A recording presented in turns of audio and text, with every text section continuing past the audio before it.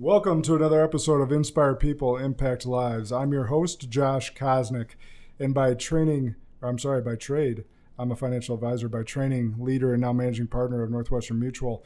And today I'm excited I have Matt Pletzer, highly regarded business and leadership coach. Matt is the founder and CEO of Lift Consulting. Now, Lift Consultants are experts in a wide variety of business topics, and I'm going to read some of those off real quick because there's quite a few. But from leadership, strategic planning, sales training, new business development, organizational development, process improvement, and that's just a few.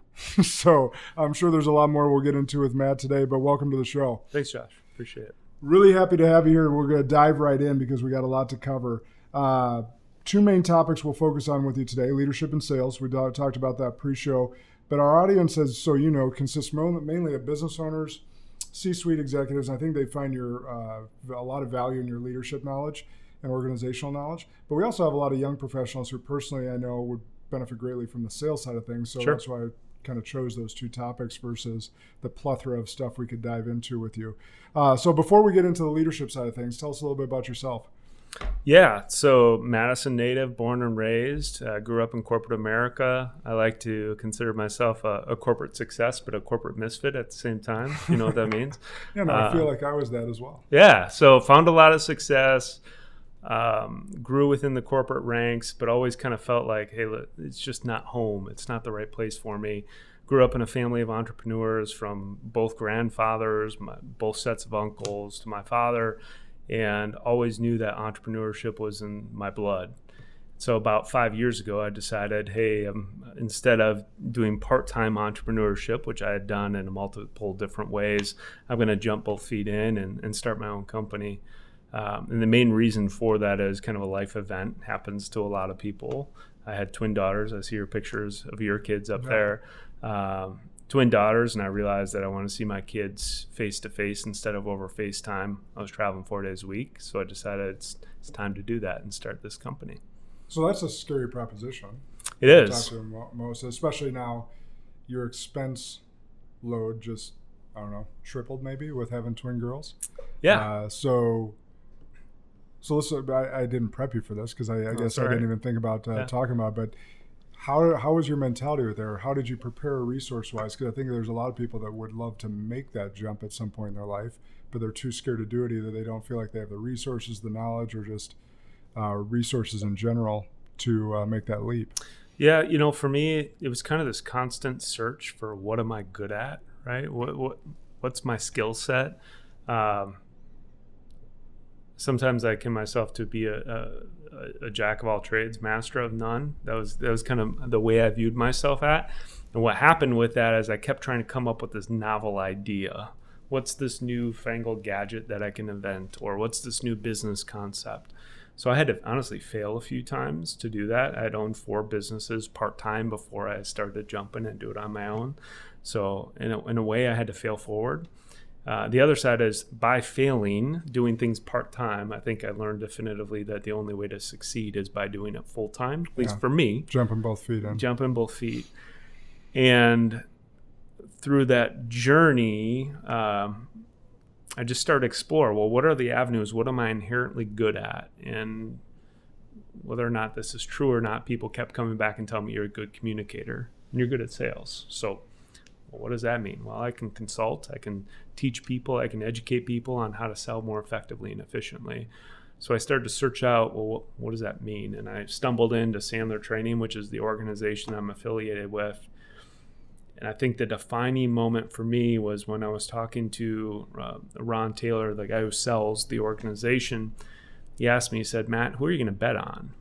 I said, what do you mean by that, Ron? He said, well, you're a high C. We do DISC. I don't know if you know DISC. Yep, training. I've done DISC. Okay. So a high C means that I'm very detail-oriented. Sometimes I have paralysis by analysis. I tend to think things through, and I'm process-orientated. And that can hinder someone like myself making the decision to jump in both feet. And he asked me, he said, so who are you going to bet on?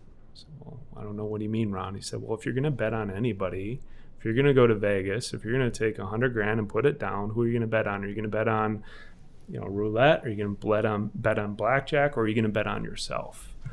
And I'll never forget that conversation that we had, because that was kind of the defining moment for me where I decided, okay, I guess if you're going to bet on anybody, why wouldn't you bet on yourself? So although it was a scary time, it was a risky proposition. Some people might perceive kind of a series of events, enough pain in the present made it really not a risk for me in that context. Does that make sense? Yeah, makes a ton of sense. And I was thinking about, was his name Ron? Yeah. So Ron, that's, pretty good sales pitches, someone might think, but also on the flip side, it's just a really great question. Yeah. Because whether you view it as a sales pitch or not, like the question is, he's going to find out the answer. Are you the guy that he's going to sell this model or franchise or however you want to describe it to as, or are you not? Correct. And then he's going to move on. Yes. That was a key thing for him, right? I was sitting there probably 4 or 5 conversations in. He's probably thinking to himself, my meter's running, right? Because our meter's always running. We have our time and we have our information that we can give as salespeople. And that's pretty much it. I mean, maybe you have a product that you can sell. But his meter was running. I was spending his time. He was providing free consulting at that point in time. So it was his way of saying, Matt, get in or get out. Yeah. Make a choice. No, it was really good. So that's helpful. I know we didn't pre-plan on talking about that, but let's get into some leadership stuff. So you've created what you call the roadmap or two organizational excellence, and the 6 Ps or the 6 steps. Can you talk a little bit about that? Yeah, you bet. So, and for clarity, I didn't necessarily create it myself. I aspired to it. Dave Mattson's the creator of it, the CEO of Sandler Training. But what it basically is just a roadmap for organizations to help define, what their overarching strategy for their business can be and how they can go from an organization that we would consider at risk to excellence. And we work with a lot of organizations that are in that mid-market space, right? That is anywhere between a couple $1 million in annual sales up to $200 to $500 million in annual sales. And when you really dive in, a lot of these organizations are at risk. We saw it happen in 2009, 2008. What happened when the market crashed? A lot of people ended up having to file for foreclosure, go ahead and go into bankruptcy. Maybe they got really deep in debt. Well, from my experience, that's because they were businesses that were at risk that was masked by the market conditions. Does that make sense? Yeah. They were doing well because the market was doing well. Exactly. And the fundamentals weren't there. Exactly. So the 6 Ps with Sandler is all about making sure that you can see your blind spots or have a way to have somebody help you see the blind spots that you don't see otherwise, right? We can hold our hand out. I can't see my finger right now, right? I have a blind spot right there, but you can see it. Yep. You can help me identify where my blind spots are. So when we talk about 6 Ps, we're talking about, do you have a plan? Well, business owners, you probably know this, right now there's over $30 trillion of assets that are held by privately owned businesses. Of those 30 trillion, 68% or somewhere in between there are owned by baby boomers. There was a study that was just done by the Wisconsin, I think it was Economic Institute last year, and what it defined was those business owners, 80% of them did not have a written down plan to sell their business, and over 40% of them did not have a plan at all. So planning is the first part of the P, which is how we help organizations when we work with organizations. I guess let me stop there and see if you have any questions. No, that's you're spot on, because I remember in my personal advisory practice days talking to business owners a lot about goals over the next 3 years. And most of them would joke and say 3 years. Yeah. I'm just trying to get through today or this week or this month, and then putting out 13 different fires. So no, that resonates a lot. Yeah. And, for me, we talked a little bit about my family of entrepreneurship. So I have personal reference to it. My father, God rest his soul, he had a salon here based in Madison. He did, wigs and toupees and regular haircuts and all that kind of stuff. Pretty successful. They were in business for over 35 years. He wore a ring on his finger, but it wasn't his wedding ring. He said he was married to his business. His whole life he worked to retire, and then he was diagnosed with pancreatic cancer. Oh. So he lived a year. He didn't really have a plan. His plan was, hey, I'm going to retire at the age of 65. And unfortunately, we had his retirement celebration within 3 months left for him to live, and it was a forced retirement celebration. So part of what we do and the way that we work with business owners is to not experience what my family experienced, right? And the 6 P's help. Yeah. Planning is one element of that.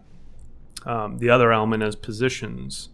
A lot of business owners don't really have, and family-held businesses, I'm guessing you work with quite a few here at Northwestern Mutual, but they hire their family and then their employees become family. Is it? Yeah. You know what I mean? And so what we see with that is oftentimes what happens is that the positions become very muddled. It's like, well, you're not good at that. Let me move you over to here. Or, well, you're kind of good at this. Why don't you do this? Or we need this, so go do that. Exactly. Yeah. And then all of a sudden, new people come into the organization, and they're trying to figure out, what the heck does Matt do? Right? I'm not sure what Matt does. I don't know where I go or who I go to for what, why, or how. So identifying the positions that you have in your company is really important. So that's a second P. With that, then once we identify the positions, then who fits those positions, right? We just talked about DISC a little bit. There's probably certain personalities that are better fit for certain positions within the organization, certain skill sets. Yeah, we've used the Kolbe index as well. That's Kolbe, for anyone that wants to look that up. I found that one pretty fascinating. As we build out teams, like to use that as well. And you've probably seen, I'm guessing, within sales and within being a financial advisor, certain Kolbe index that works best. Quick Start works best for financial advisors, for salespeople. They're the ones that are not going to be as analytical as you. You sound more like a fact finder with what you said with the high C on the DISC side. I'm a 9 on the Quick Start, 9 out of 10. So I'm going to jump and build my parachute on the way down. That's my profile. Bingo. So. Well, and in fact, at one point in time, I did explore being a financial advisor with Northwestern Mutual here, right? And then my high C, my analytical side, got a hold of me, thinking, "Well, geez, I'm not sure I can do this." How I talked myself out of it. Yeah. So identifying what are the right people for the right positions is a key portion of that. And then process. We're going to talk a little bit about sales today, talking about leadership too. But what we find in our business is, especially if I'm going back to business owners, they built the business on their backs, right? And I know you took over, you earned the right to be in your position, but your father was in your position before. Is that correct? Yeah, and he definitely built the business on his back back in '93. Yeah. Yeah, he took over. There was really nothing here. And what it is today, I don't take any of the credit. That's all him. Well, you're doing yourself a disservice because you've taken that baton and ran with it. But I'm guessing at a certain point, you probably had conversations with your dad or your dad with you, one of the two, where he built it on his back. And what I find is oftentimes that means that we don't have defined processes. Like with my dad, Gene's Professional Hair Care, he had no process. It was Gene and Gene's way. Heck, his name was on the building, right? So when these business owners are trying to sell their business, they need to evaluate, okay, well, how do I pull myself out of the business? Whether or not I'm pulling my name off the business, how do I pull myself out over time? And that usually is by building repeatable processes within the organization. Yeah. No, that's, as you say that, we'll forget my dad, because with Northwestern Mutual, there's repeatable processes in the home office for support and stuff of that nature. But I'm thinking about some construction owners, which I know you said you work in that market as well. When I was in personal practice, I worked with some smaller ones, and they always put their name on it, or most of them had their name on the company, and they were the company. Correct. And if they bring someone else in, from a marketing standpoint, that everyone knows the current owner's name, and then B, there wasn't, as soon as you remove that person, they were the business. So it was hard to sell it for anything of value. Yeah, it makes it tremendously difficult, right? You referenced in our pre-conversation a little bit, we talked a little bit about good to great, which I'm sure many people know about. But in that book, it studies the difference between the good companies and the great companies. I don't know if you remember this or not, but one of the things it was talking about was Lee Iacocca and some of these business owners that failed, and how the true great leaders were the ones that many people never knew. They didn't understand who they were. They're kind of the Wizard of Oz, right? They're behind the curtains. Mm-hmm. But that's because they could walk away from the business and the business would keep running without them. And that is a challenge that we see with a lot of smaller to mid-sized, family-held or private companies is that, hey, I quit my job. I started my own organization. Now I need to sell. I need to coach. I need to train. I need to provide everything. And then slowly try to add people. Over time, you become the brand and the brand becomes you. So how to pull yourself out of that. Yeah. And then as the brand becomes you, there's another P in there, which is pride. Correct. Which is a hard one for that owner to overcome over time. Exactly. All right. I don't want to distract you from the rest of the P's, though. No. Well, I mean, pride ties into passion. So one of them is passion, pride and passion, right? So, some of these business owners that we work with as well, and individuals, at a certain point, they may lose their passion for their business. So how do you reinvigorate that passion? And if you're talking about selling your business, I'm sure you know this. Some people, I'm guessing most people who are watching or listening know this as well, but oftentimes businesses that sell are not, the entire sale price is not funded through the person acquiring the business. Yeah. Oftentimes it's owner financing. Mm-hmm. In the case with my dad's business, we were fortunate enough to actually sell it, but a good chunk of that business was owner financed. And we were at risk. If the person that took over that business did not have passion for the business in the same way as we did, we likely would not see that check, right? There's no guarantee on the owner financing side of it. So having passion is really important. Another one, it's kind of a Sandler term, it's perform metrics, but it's basically key performance indicators, right? So do I have the things in my organization to measure, track, and evaluate, am I moving the needle or not with my business? KPIs for short. Yeah. And a lot of people just don't have them, right? They don't have the KPIs, they don't have the process. So making sure as a business owner you align with that and you can measure and track and assess your people over it. So that's really good. So which of the steps, well, let's summarize those real quick for the audience again. What were they again? 6 P's. Yeah, so it's planning, right? It's people, it's process, it's perform metrics, it's passion, and what's the last one? Positions. Yeah, sorry, positions as well. Yeah. So I knew we were going to forget one of them. I warned you about this, right? Yeah, I went through them. I just forgot about it. Yeah. So which do you think leaders of organizations of those 6 struggle with the most? Honestly, I think it's. I hate to say it, but there's different challenges for different owners. Yeah. Right. I mean, we talk about Kobe, we talk about DISC. So if you're okay with it, I'll just reference DISC for a second because it's easier for me. Kobe is a great tool. I just not as familiar with it. But a high D personality, which D means they're dominant and direct. Typically speaking, they're task oriented. What I find with dominant and direct and task-oriented people is they tend to be the overarching visionaries. So they have an idea where they want their business to go, but if they don't have some C in them, which is the cautious, the detail-oriented, the fact-based individual, they may lack the adequate plan that they need to have. Mm-hmm. Does that make sense? Yep. That makes a ton of sense because that's me. Yeah. I don't know that about you, but I'm learning it, right? Yeah, no, it's me, and that's why I have a COO and some other key people that hold me in check. Yeah, for sure. Same with me, right? I tend to be the visionary. I'm not, even though I have high C in me, it's more process-oriented. It's not detail orientation. The high I's, which are the people-oriented, the friendly people, the social butterflies, they also tend to lack planning, but they're really good at the position side and understanding their people. They have this intuitiveness about, hey, Josh is really good at this, therefore we should put Josh in this position. They're great at that. The S personality, which is a steady relator, that's the person who is very team-oriented. They care about others. They care about lifting others up and giving back. They're the glue. Exactly. Yes.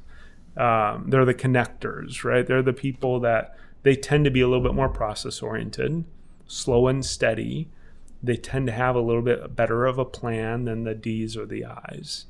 And then the C's, which we already kind of referenced, they are pretty good at planning, But sometimes if they don't have a high D component in them, the direct part of them or the visionary side of them, they can put a plan together, but they need someone to help them start the plan, right? And then executing the plan, they have paralysis by analysis because, the plan's got to be perfect. I got to perfect this. And so they'll continue to re-engineer their plan versus taking action. Like you said, you jump and then you build the parachute as you're falling. That's not easy for a high C personality. Right. So long way to answer your question. I don't know if there is a particular P that every single business owner struggles with. I think there's a gradient depending upon the person. Yeah, I was curious. Your answer doesn't surprise me. I was more curious to see if, based on your experience, if there was one that they struggle with. And for those that aren't familiar with the DISC, and I know you're an expert in it, so correct me if I'm misspeaking here, but you can kind of hear Matt, you hear you talk about it. It's like you think you're just in one box, and that's typically not the case. Is you're actually in all four. It's just your dominant trait is this, or some people can be a DI or a crossover. Not just one dominant letter. Is that right? Correct. Yeah. I mean, we talk about there are no absolutes, right? I mean, sometimes it's easy to categorize people and say, hey, you're a D, you're an I, you're an S, or a C. The reality is we're gradients of all of them, right?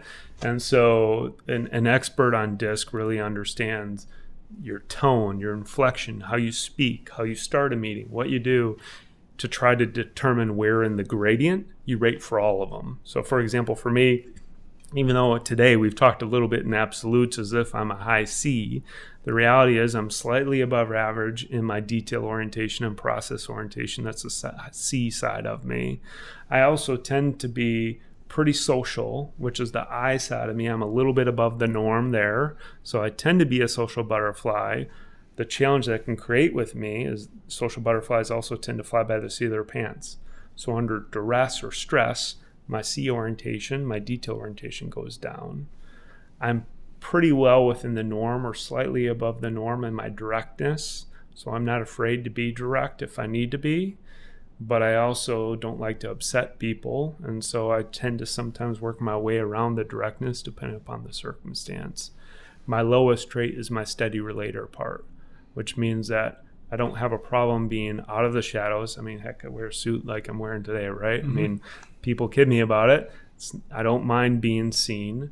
And I tend to be a little less team-oriented than I probably should be at times.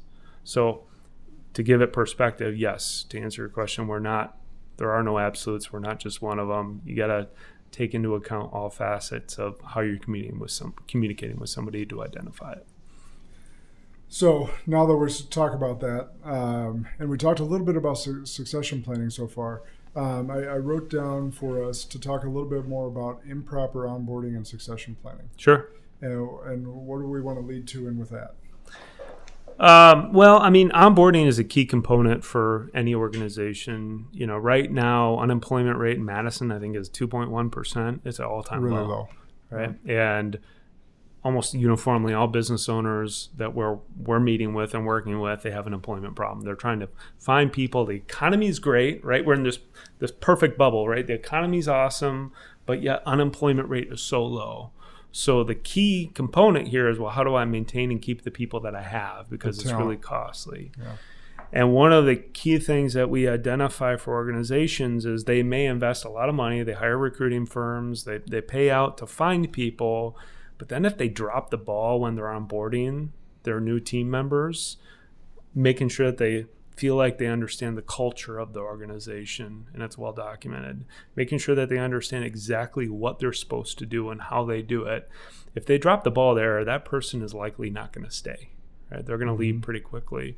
So to me, it's one of those things that many people have a hard time with because it feels like, man, I got to slow down to speed up. I got to document our processes and build an onboarding plan. But if you want to address one of the, if not the most prevalent problems that business owners have today, as far as retention and retaining and obtaining great employees, it all starts with the onboarding plan.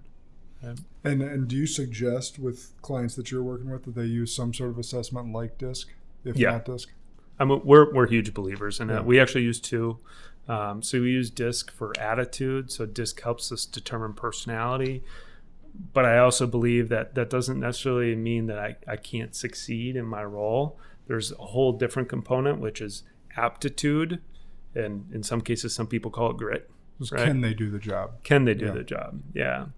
And so we use another assessment called Divine to help us determine aptitude based upon the role. That's actually one I haven't heard of. Yeah. And I've taken a lot of taken a lot? Yeah. That's one I haven't heard of. I'll send you one. Right, sounds good. Takes a while to take. Yeah, it's about 45 minutes.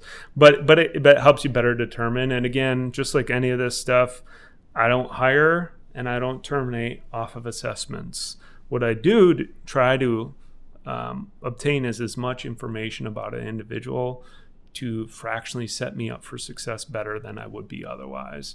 And when it comes to interviewing, no matter how long your interview process is, at best you might spend 6 to 8 hours, but yet you might be committing a lifetime to somebody. Yeah. So I'm a big believer in investing early and upfront to try to determine for their behalf and your behalf, are they a good fit for your organization? Yeah. So I as you say that, I'm just thinking through this because I know there's some prideful business owners out there. I was like, I just go with my gut and a handshake. Yeah. That's an old school way of doing it. And maybe that's worked in the past and that's why they continue to repeat that. But you can still go, there's still part of your gut that's going to tell you this. I think of hiring a lot like underwriting. Is in underwriting, whether it's life insurance or car insurance, they're assessing you as a risk. And then they're going to price that appropriately based on that risk. So same thing in hiring is there's a bunch of pluses and minuses that you're going to go off of. And one of those pluses or minuses are going to be how these profiles shape up. But you're not, like you said, going to make a sole determinant, those profiles saying, yeah, you're out. It's going to be a bunch of pluses that add up to a decision, which could be your gut at that point. It's just confirming or using data points to do that. Because I've also often noticed, in doing so many interviews now, it's like first dates. It's like you get the SportsCenter top 10 highlight reel in that first interview. You got to go, and that's why I have them in our organization meet 3 to 4 different people, because they can fool someone. It's highly unlikely they fool 3 to 4 different people. Yes. I would completely agree. I mean, unless they're the world's best actor, right? They're going to trip at some point in time. They're going to say something that they didn't mean to say. And so anything you can do to fractionally set yourself up for success, if you can have them meet 3 to 4 people, if you can take them out to a social setting, if you can have them take assessments. We used to, back in my day in medical sales, we used to put them in a car with the sales rep for a full day. It was more because we knew that they would eventually have to let their guard down and they'd start talking like they're a human being. They'd put their best sales call, which is their interview, aside, right? That's the best sales call they've ever been on. Put that aside and the real person would come out, right? Yeah, that's what people got to realize is the first time you meet that person, that first interview, that's probably the best you're ever going to see them. Yes. They're on their best behavior. Same thing as a first date. You're on your best behavior. It's not until the 3rd, 5th, whatever date that you start seeing the SportsCenter bottom 10. Yeah. So that's funny about that. By the way, that medical sales, did they ever suggest that you have them drive? They did not. That I have the rep drive or the candidate drive? Have the candidate drive, yeah. No. So this was an old trick, an old sales trick that I heard another managing partner not near here utilize. But although I could see my dad utilizing this, but he wasn't the one that went on a drive and had them drive. And he wanted to see how assertive they were in traffic. Well, it's interesting. I mean, think about what we do behind the wheel in our enclosed space, right? I mean, someone cuts you off. How many people do something behind the wheel in their car that they'd never do to another person's face, right? They're a tough guy behind the wheel. Exactly. Or behind the phone call that you'd never do behind their face because there's a chance you get punched in the face. Yeah, right. But so no, you're absolutely right. But it was funny as you were talking through that, getting in the car, that's what came to mind. I was like, I wonder if part of the interview was having them drive to see how assertive or passive they were behind the wheel. Sure. Yeah, no, we never did that, but that's a new one. Yeah. That's a new one. There you go. So what do you consider leadership blind spots? What do you think are leadership blind spots? Well, I mean, all the P's that we talked about are essentially blind spots for owners, right? Most owners have a gradient of blind spots for their business as a whole. Many organizations, I'll take construction right now since we do a lot in the construction space and the market's great. Yeah. Right. I find that's creating tremendous blind spots for owners of construction organizations today. Because think about it, business is booming, economy is booming. I just went through a remodel at our organization, and it took us a long time to get it done. And we probably would have taken anyone who would have showed up on time to get the work done. That being said, when the economy fails, I'm not sure we would have found the company that we ended up hiring. They don't have a marketing presence. They don't have a sales team. At the end of the day, we were happy with the service that they provided, but we would have had a hard time finding them. Mm-hmm. So I think any of the P's can become a blind spot for an organization, but they're highlighted in times of a great economy. Marketing is a huge blind spot for a lot of organizations in construction. That's a big one. Another big one is the people side. Because we're in a great economy, because it's really hard to recruit and find good talent, what a lot of owners do, and myself included, I'll point to myself, I've fallen victim to this, is we fail to make decisions that we know that we should make. Meaning, we might have somebody who's not doing a good job. They've perhaps upset clients. They're not following our process or our procedures. But man, I could never afford to lose them because I can't hire to replace them. And that's the dirty thought. Exactly. Yeah. That's the thought that they have. And that's a blind spot that's creating for them because they're not thinking about what impact that'll have for them when the economy's not great. Right now, people are coming to them because they have to, because they have no other option. But when the economy's not great and leads aren't coming through the door, the leads that they had, the people that they had done business with in the past, they may never come back to them again because of the experience that they had in that moment. You know, I'll tell you an experience about mine since we're talking about construction. I'm going through a remodel at my house right now. And over the past year, I was really careful about who I got bids from. I called some subs that are friends of mine and some generals that are friends of mine to give me recommendations because it was a small project. And I found about the price that it was going to be or a range that it should be. And so then I got some reputable people, and I won't name them because I don't want to put anyone on blast, but one of the companies came and gave me a price that was just exorbitant. And they have a great reputation. I've heard a lot of good things about them. There's an exorbitant price way over what it should be. And the point is right now, as you said, things are going so well, is they can charge that, and most people will pay it. Yes. How I took it was, you guys are so far out of the ballpark that I'm going to remember this and have a bad taste in my mouth for years to come. Yes. Because just because you can doesn't mean you should. Exactly. And so then I get a price that's 40% less than that with another very reputable person, and I'm like, you're the guy. And now they're on their work, and it's taking longer because they're as busy as everyone else right now. So I can't really complain, although I'd like to. But bottom line is they're the guy, they're the people, and they came in with a fair price, probably north of what it should be still, based on the ranges that I got, but it was within range. Yeah. Not so far out of the ballpark that I'm like, I'm never going to use you, never going to recommend you to anyone. Yeah. So it's just interesting. Doesn't mean, so the lesson there is just because you can doesn't mean you should. Oh, exactly. I mean, there's pain in the present. So we'll talk a little bit about sales. So I believe there's 4 motivators in selling. So are you okay if we go? Let's transition. So there's pain in the present. There's pain in the future, pleasure in the present, pleasure in the future. 4 motivators, right?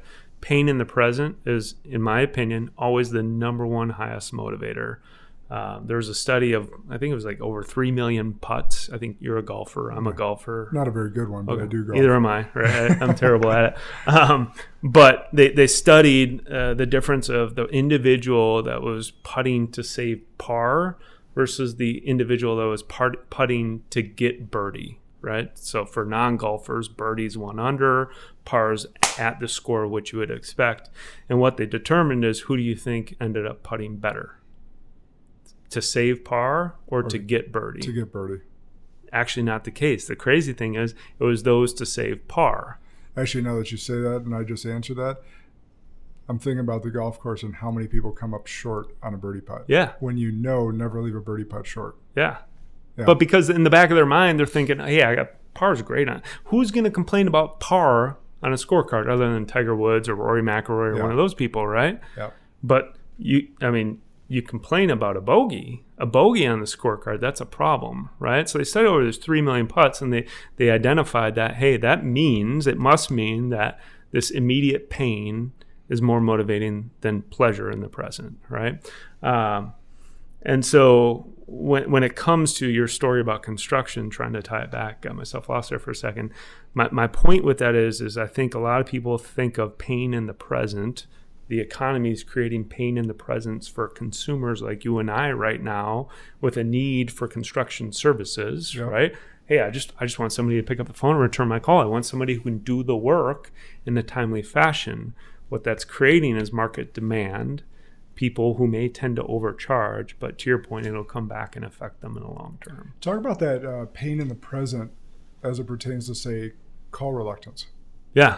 Okay. Tell me more. Well, I'm just saying, as you know, and you work with a lot of people in our industry as well, that's one of the biggest income prohibitors. Yes. Is them being able to get out of their own dirty head or dirty thoughts about picking up the phone and calling someone. Yeah. So how does pain in the present relate to call reluctance? Because you would think, so for a new advisor, a new salesperson, getting active, getting in front of people, potential leads, potential clients, whatever it may be, that's king. That's above everything. But yet they hesitate and they struggle with picking up that phone to do that. Correct. When they know that's the only thing that's going to get them paid today, or that's the only thing that's going to help them build a business today, but yet they struggle with that current pain. Yeah.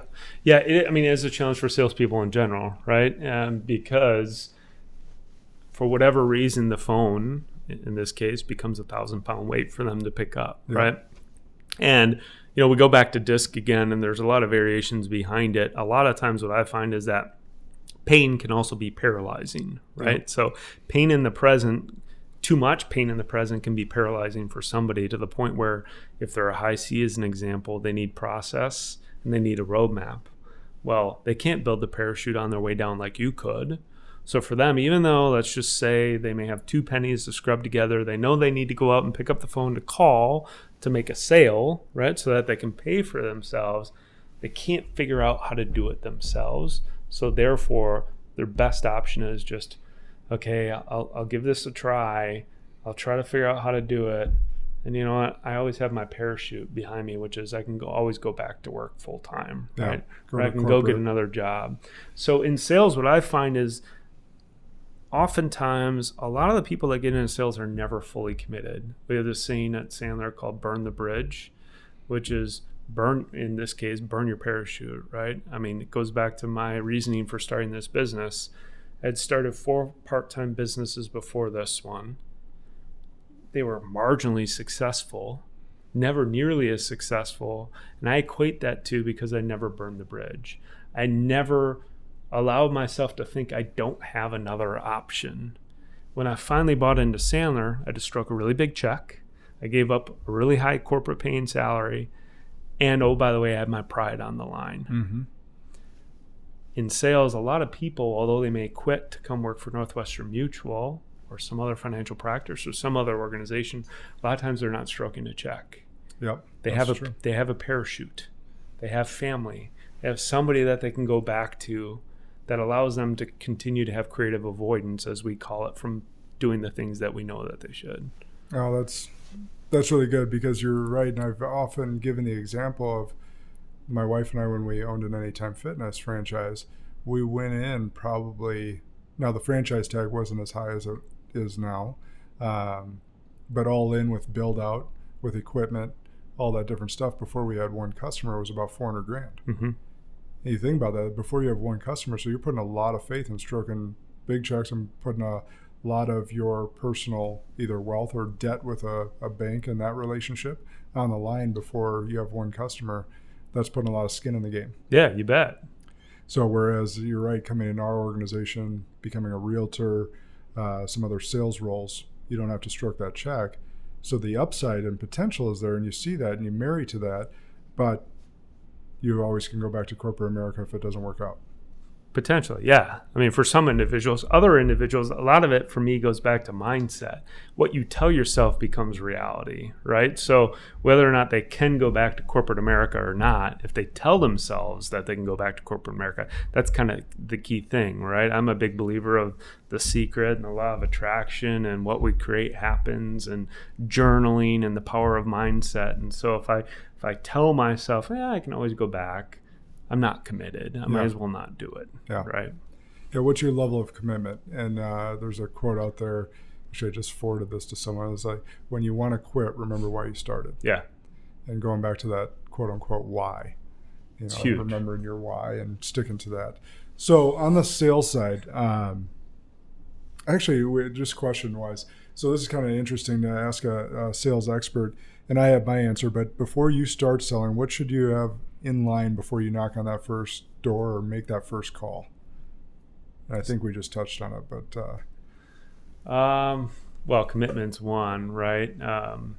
There's so many different various answers to that.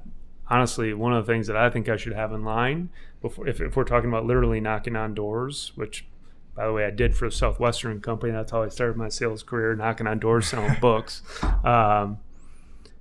Is I should have 10 to 20 other doors in line to knock on. And so you're not just counting on that one. Exactly. Yeah. Right. You count on, you never have, you can't lose what you never had. That's another Sandler saying. And one of the biggest problems I believe that salespeople put on themselves and therefore distributing it to their prospects is they put too much pressure on a sale that they never had to begin with. So the easiest way to alleviate that pressure is to have more opportunities, right? Yeah. No, that's really good. And I was thinking about mindset going into it. So that's one way of alleviating that mindset, is not attaching yourself to the outcome of that Correct. one sale and having those 20 other opportunities there. But just even having that mindset of being fully committed and really believing in what you're doing or what you're selling. If that's yourself, if that's books, which Southwestern books are great. Who else do we have on it? Oh, Roger Sipe was on here. Oh, yeah. So he started his career there as Yeah. well. And I was telling him, I was like, hey, I just bought some Southwestern books last summer. So Yeah. no, it ends up, that's just such a small world. But great company, great sales company. And so whether it's books, whether it's yourself, whether it's widgets, whatever it is, you got to have a belief in it.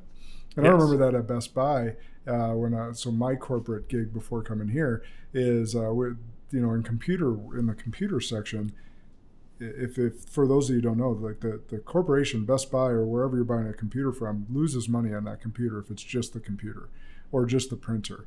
The money's made on the printer, the service plan, the Geek Squad, stuff of that nature. So on the computer side of things, like, I believed in the service plan because I've seen the tech bench fixing computers all day long. Yeah. So I could sell that with conviction. Now, if there's a service plan on a washer and dryer where those things may last 10, 20 years before they actually need to be replaced, I wasn't convicted on that. I never would try and sell it or even teach my salespeople to sell it. But on the computers or some of those things where the tech bench was constantly fixing, there's a huge conviction there. So yeah, so we go back to, it's always this, we have a lot of conversation about this with our clients, which is attitude versus behavior versus technique. So we call it the B8e Triangle. So behavior, attitude, and technique, and they all interrelate, right? So if I don't do enough behaviors, if I don't pick up the phone enough, I don't probably have enough opportunities. Therefore, my attitude, my mindset going into that opportunity, that sales call, is probably not going to be where it should be, right? Because I'm probably emotionally tied to that sale like I shouldn't be. I'm putting too much pressure on it. And because I'm putting so much pressure on that selling opportunity and my attitude screwed up, it's likely that I'm going to mess up my technique. I'm going to mess up asking the questions the way that I should. I'm going to mess up making sure that we have this concept called okay, not okay, making sure that my prospect is in a good state at all times or always in a state of okay. Mm-hmm. I'm going to mess up having my prospect explain to me why they want my services or why they're excited to work together versus me telling them why they should work with us, right? That self-discovery component. So it's this intermix of behaviors, attitudes, and techniques. And one could argue you could start with any one of them, but it all affects the other one, right? Yeah, it seems intertwined. And that's a really, really good acronym to go off of there. And I think that'd be something that people should be taking notes on currently. So pain points and sales tips. How do we get over those? How do we, what are advice that you have for any of the pain points that might be out of there? So is your question how to get pain, or is it? No, I don't think salespeople need any more pain, probably. So understanding the pain points they may have and how to overcome them are some quick hits there. Help me understand, though, for the salesperson or for the person that you're calling on? For the salesperson. Okay. Yeah. Well, I mean, pain points for a salesperson are, we all know they have plenty of pain, right? They're active, but they're not productive. They're not closing enough business. Is that what we're? Yeah. Yeah. So when it comes to that type of pain, I think the key thing is really doing some self-reflection, identifying, perhaps based upon your Colby, perhaps based upon your DISC, what are you inherently good at and what are you inherently going to struggle with, right? And self-reflecting a little bit is a key thing when it comes to that. And what if they understand all that? What if they understand all that and they still have pain? They still can't get themselves to pick up the phone. They still can't go, like, what specific techniques do you guys utilize to get people to actually do what the hell they need to do? Yeah. Okay. Great question. So, it's one of those key things. I'm sure you're familiar with Simon Sinek, right? Or Yeah, I always Simon say Sinek. Yeah. I always say his last name wrong. Start with why. Yeah, start with why, right? And it's interesting. So I find a lot of people spin their wheels trying to find their why, right? They try to find their why, but what's one of the biggest challenges with finding your why for salespeople in particular? What's one of the biggest challenges, do you think? I think they don't understand what it's like, or they've never been taught necessarily how to create a vision. Okay. I think is one of them. And I also think that they confuse what the company's goal may be for them or what their own personal reasons might be. And they conflate the two. I would agree with you. One added part to that. So we know that companies have vision statements, right, where we're going, and they have mission statements of how we're getting there, right? And when it comes to start with why or understanding your why, I think a lot of salespeople don't understand their why to begin with. Therefore, they lack commitment, right? So when the going gets tough, they end up giving up because they don't have that big term picture. They don't know where they're going with it. But even those that know their why, right? I have some clients that have spent a lot of time, effort, and money on finding their why. Because that why can be so long term, a lot of the salespeople that we know are missing their mission. Which their mission is, think about it almost like it's you're in combat, right? It's the battle versus the war. I'm sure you've heard of it. 12-week year, right? Yep, 12-week year is a great part. They break down the year into 12-week segments because most people don't have the patience and the ability to think that long term. So for a salesperson, I think starting out with your vision, your identifying your true why, that's key. But then what we like to call creating behavior traps. Create a behavior trap for yourself, whether or not it's buying that new car, whether or not it's investing in some new technology or suit or something that you really want for yourself. It sounds counterintuitive, spend the money before you have it, but I can tell you if I go spend the money, I'm going to find a way to earn it, right? So I like to put my back against the wall.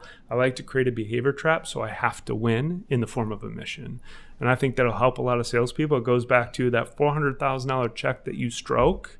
That was a behavior trap. Mm-hmm. My check that I stroked for Sandler, that was a behavior trap. Now I spent the money. Now I have to win. And that created commitment. No, that's really good. And I'm smiling internally because we have, externally, internally. My dad always used to give that advice.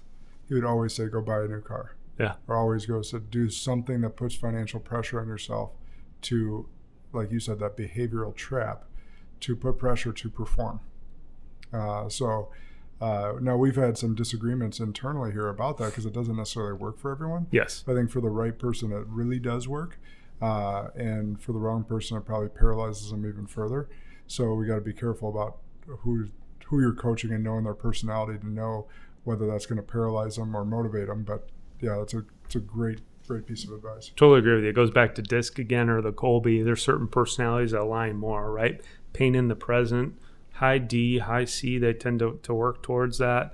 Pleasure tends to be more of an I personality. So that new truck, that new car, that new boat they see that, they want that, therefore they might be more motivated by it. So Chad and I were interested about this: leave the candy in the box or spill it on the floor. Yeah. Is that what it is? Yeah. So Don't spill the candy in the lobby. All right. Yeah. So don't spill the candy in the lobby. So talk to us a little bit about that. Yeah. So Dave Sandler, when he started this organization back in the 1940s, movies were a big thing back then, big box office, and I think people still go to the movies, just probably not as much.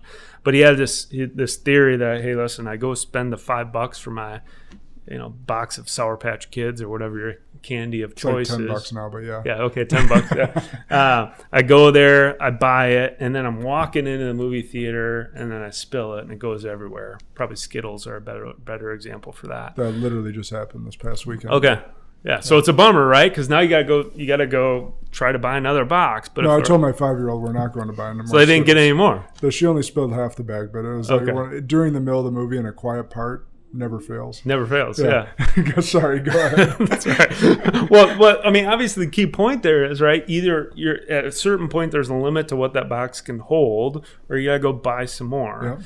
And one of the key things that we find with salespeople is that what we call proverbially, that's not the right way to say it, but they spill their candy in the lobby. So they're way over eager. They've been taught for whatever reason that selling is telling. It's just not the case, right? When we talk about Kobe, when we talk about DISC, I believe we can train and teach anyone to sell effectively and efficiently if they have a process, because selling is not telling. Selling, as the way that Sandler believes it, and I aspire to this, is not prescribing, it is actually diagnosing. Just like a doctor, you go to a doctor, you have a cough, you're not feeling well, the doctor's not going to say, okay, Matt, no problem, here's a Z-Pack, get out of here. They'd never do that. It's malpractice. Yeah. What the doctor's going to do is say, okay, Matt, cough, right? Let me run some tests. Then I'll come back and I'll figure out what you need. Yeah. As it relates to spilling candy in the lobby, it's this concept of, hey, I have equal rights. I have equal business stature with my prospect. I have things that are valuable to my prospect. I have my time. I have my information. I may have a product or service, and that's valuable. And so honoring that so that they understand that when I give them a piece of candy, there's a limitation to how much I have in the box. And having the timing, the tempo associated with giving that candy is really important for a salesperson to win.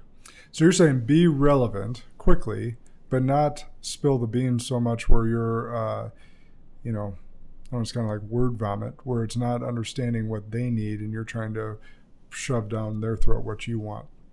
Yeah, but at the same token, I'm also saying that I have rights, just as my prospect has rights. And a lot of things that salespeople miss out on is this concept of equal business stature, which is it tends to be the people that sell more and to hold on to things a little bit more. They have it in their mind that what they have is more valuable. You used your example of the warranty as an example before, right? If it's valuable, you're going to want to hold on to that, and you're going to want a time when you give it. And so I have this belief when I'm meeting with a prospect, and I truly believe this, it comes back to attitude. I am trying to evaluate if they're a good fit for my service or not. Yeah. And if I diagnose, if I spill my candy, if I prescribe and spill my candy too far in the lobby, I'm giving up all my information. I'm essentially providing free consulting, and I have done them an actual disservice because now I've given them a lot of information with adequately diagnosing and identifying, do they actually need what I prescribe? Yeah. And then you're giving up some of your intellectual capital. Yes. There in the process that either A, they didn't need, or B, now they don't need you because you spilled the beans. Exactly. Now they don't need me anymore. They can go out and competitively shop. They can go talk to 5 other financial advisors. They can take my information, implement it on their own, or do whatever they want with it, right? So timing to me is really important in sales. Yeah. No, that's really good. And I think as you talk about that financial advisor piece, is like, if I was ever in competition, I wanted to let the prospect know, like, look, if you're going to shop, make sure that you do it independently. Don't show me their plan and don't show them my plan. Because that way, because we can always sell off each other or say why this person is an idiot and I'm right and they're wrong. No, you need to be able to independently assess that without giving them other extra intellectual capital or whatever it may be. Yeah. And as you were talking about the timing thing, and you talked about Best Buy and the warranty, I would always question in the process why they were in for a new computer or a new whatever they're going to get. And if it had been that their old computer died or whatever it may be, now I can talk about the service plan later on and say, hey, remember when you told me your old computer died and this reason it went on the fritz? Maybe that was a software issue, maybe it was a hardware issue, but then now I can diagnose, like you mentioned, instead of prescribe, hey, if this was a software issue, here's some software protection, McAfee, whatever virus protection you can utilize, or it was a hardware issue, we're going to talk to you about a better computer than the one you had previously. Yeah, bingo. So, Going back to that, spilling the candy in the lobby a little bit, it kind of ties into what you just talked about. Back in my old days in medical selling, right?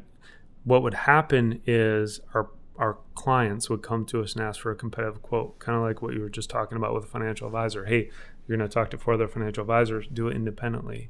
Well, as soon as and this goes back to Dave Sandler's analogy, as soon as I spill my candy in the lobby, give them all my information, they actually may never need me again. They have my price sheet. So let's just pretend that the number one thing that they choose to do, which we know in your world and in my world, the number one competitor is what? Is it another financial advisor or is it something else? Cost, or it's doing nothing, right? It's no action over action, right? Yeah.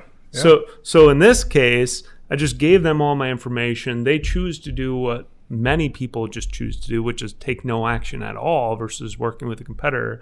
But when they decide that the pain in the present is motivating enough or the pleasure is motivating enough, and now I'm going to take action. What do they have from you? They have your quote. They have your price. Well, I don't need to go talk to Josh. I know what Josh did. I'll go talk to these other people. And then what they may not know is, geez, I may have been able to change. I may have been able to modify. Their circumstances may be different. So you lose an opportunity that you would never have gotten. So I believe you always need to go into a sale thinking about, I'm actually choosing to not qualify. I'm seeking to disqualify. Yeah, that's really good. That's really good. Anyone in sales, and I think everyone is in sales. Yeah. Whether or not you have that role or title, we've been selling since we were children. Whether you wanted a piece of candy at the checkout aisle, or you're trying to sell mom on why you want or need that candy, whether you want to have a sleepover with a friend, we've always been in sales. Yeah, you bet. So, and if mom didn't give you the right answer, you went to dad, or vice versa. Yeah. And you're trying to sell and make your opinion known. And so anyhow, I'll get off that tangent. So wrapping up here, one last thing on sales I want to touch on social selling, using social media to deliver the right message at the right time. Do you have any advice for our listeners on that? Yeah, I mean, social media is one of those interesting things, right? It's getting a lot of clout right now. A lot of people are on LinkedIn. That's kind of the number one resource for B2B sales, like we're used to. And this may seem counterintuitive, but I believe that when your competition's doing it, it's kind of a predictive index that maybe you should consider, is it the right thing for me to do, right? Or at least how they're doing it is the right thing for me to do. So when it comes to social selling, there's definitely a framework, and you should be selling socially. There's plenty of data out there to show that you're going to be more effective and efficient if you sell using social media. There's also a huge wave of people going into social media. Heck, you're a business owner just like me. I don't know about you, but in the past 2 years, what's happened to your LinkedIn messaging? Is it filled up with people blown up? Yeah, I mean, right? people, and almost all of them I ignore unless we have a personal connection. Yes. Bingo. So that's what we're seeing as well, right? So people, it used to be, even just 5 years ago, you're kind of unique if you were prospecting on LinkedIn. Now I'm getting 10 to 15 requests a day, and people just not taking the time to understand my business. I had somebody the other day, what do they call me? They called me a doctor. They called me a doctor. Oh, Dr. Pletzer. Yeah, Dr. Pletzer, right? I'm like, did you see my grades, right, in college and high school? I'm clearly not a doctor, right? But they're just hitting me up. And so what I see, what's happening on social media, it's very similar to the same thing that happened with cold calling and phone calls, is that we got overwhelmed, and so people just stopped picking up their phone. My fear with social selling, kind of word of advice to everybody, is don't abuse the platform, right? So, because we're going to create our own worst enemy. Yeah. And so when it comes to social selling, use the platform like it's meant to be. Identify, take your time. Who does Josh know that I know? what's going on in Josh's world that seems important to him based upon what I see that the activity that Josh is putting out there on LinkedIn or Facebook or whatever social media platform you're on. Be strategic. Don't just do the spray and pray. Yeah. No. Yeah, that's really good advice, and it really kind of echoes what Spencer X. Smith, previous guest, had on, which I know we talked a little bit about ahead of time. He's giving away some of that value, not spilling all the candy, but kind of maybe placing one piece of candy out there at a time to prove your value and giving away a little bit of something for free to create that interest and draw in, and not just, like you said, the spray and pray and hope that it works out. It's this balance, it's this dichotomy of sales and marketing, and there's a gradient now, right? Mm-hmm. Sales is marketing and marketing is sales now. So, I mean, you look at Sandler. Sandler is one of the number one content marketing organizations in the world right now. Look at our LinkedIn profile. We're giving away free content. Like you go to your website, I mean, we formed a lot of our questions today based on your guys' website. So there's a lot of great content on there, but it's still having that coach and something that we didn't talk about today, and where you guys really can come in as accountability and follow through, which you guys are great at, and we didn't dive into too much with that. But yeah, still having some of those pieces of candy out there that create that interest. Yeah, it's understanding your ideal client, right? You probably have ideal clients, the DIY crowd, the do-it-yourself crowd. They may talk to you. Content marketing is great for them.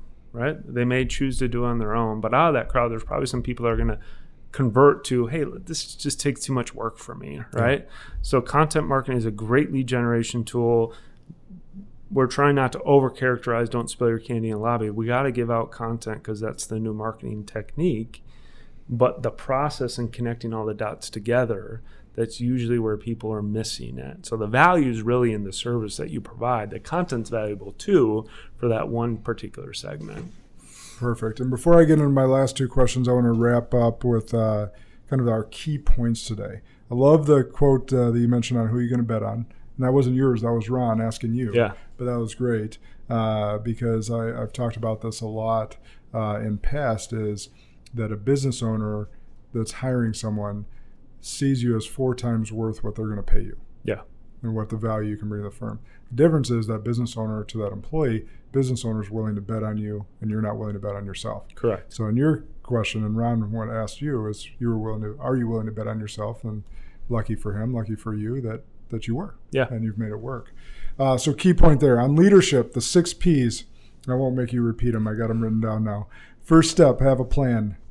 Position, people, process, passion, and performetrics. Yes. Is that right? KPIs. Right. Yeah. KPIs. All right. And so onboarding, clearly explaining the what, how, and why of the business. Make sure it's documented. Just because you can doesn't mean you should. And people tend to avoid pain over gaining pleasure right now in the present. On the sales side, mindset, right before knocking on doors. Make sure it's right. Too much pressure on a sale that they never had to begin with. So having those 20 extra doors, like you mentioned, to knock on. And vision, know your mission in the process, the battle plan versus winning the war, and the behavior traps there. And then lastly, as we just finished up with, don't spill your candy in the lobby. Selling is not telling. So last couple things we always finish with. Favorite book of all time, or current favorite that you're either currently reading or most recently reading? There's so many of them, right? Cash Flow Quadrant by Robert Kiyosaki, Good to Great. The one that we're reading right now is a team that's making a big impact for us is The 5 Dysfunctions of a Team.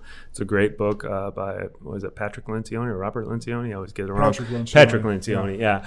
Great book. It's great for small teams. I would say probably small to mid-sized teams. If you feel like the culture of your organization is not the way that you want it to be today, the book's written as a fable, but it's also a roadmap that you can follow as an organization. Yeah. So amazing book. I've read that book, great book. And I would even say if you're a part of a large organization, if you have like a key leadership team, that you could segment that group out to read that book and have some impact. So that's great. And then how does our audience get in touch with you if they either want to consult with you guys, hire you guys, or just talk based on your overall knowledge today? Yeah, I mean, LinkedIn's always a great way, right? We're talking about LinkedIn here today, but make it personal. But please don't just blanket, spray and pray, right? Yeah. Make it a personal look to connect. All my contact information's on our website, so I'm happy to give that out. But the easiest way is lift, L-I-F-T, @sandler.com. That goes directly to me. And all of our contact information is on our website as well. Perfect. Well, it's been a real pleasure, Matt. I know there's so much we could have talked about today. I'm glad we got to talk about the leadership and sales. So maybe we'll have to do this again and get into the other 8 things I mentioned that you guys do at Lift Consulting. And then for our listeners, make sure you're following us at Josh Kosnick on Instagram. And also, just so you know, we are currently looking to add a new ambitious people to our team. So this is a shameless plug, but we talked a lot about Northwestern Mutual. We talked a lot about financial advising. If you've ever considered that role, you have a growth mindset, and you're looking to bet on yourself, we'd love to talk to you. So hit me up either on Instagram at Josh Kosnick or go to our website through Google as well. Thanks, everybody. Have a great week.